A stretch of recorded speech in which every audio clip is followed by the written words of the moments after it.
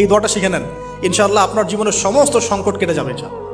আমি নিজেও এই দোয়াটা বেশি বেশি করার চেষ্টা করি। দোয়াটা হচ্ছে, মুসা আলাইহিস সালাম একটা গাছের নিচে হেলান দিয়ে বসলেন, বসে দেখলেন দুজন মেয়ে দাঁড়িয়ে আছে দূরে, পানি নিতে পারছে না। লোকজন পানি নিয়ে যাচ্ছে, ওরা দাঁড়িয়ে আছে বেচারি। মুসা আলাইহিস সালাম গিয়ে বললেন, কি সমস্যা আপনাদের? তারা বললেন যে আমাদের বাবা অনেক বৃদ্ধ মানুষ, আমরা পানি নিতে পারি না যতক্ষণ না আমাদের কম পানি নিয়ে চলে যায়। মুসা আলাইহিস সালাম একটু বললাম না, ফিজিক্যালি খুব স্ট্রং ছিলেন, থাকে না বডি বিল্ডার, সামনে গিয়ে কথা বলে সরো পানি দিতে দাও, তখন মানুষ একটু মূল্যায়ন করে না।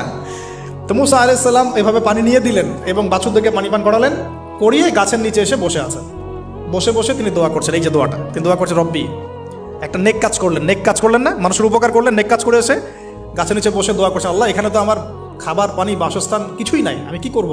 রব্বি ইন্নি লিমা আনজালতা ইলাইয়া মিন খায়রিন ফাকির, রব্বি ইন্নি লিমা আনজালতা ইলাইয়া মিন খায়রিন ফাকির।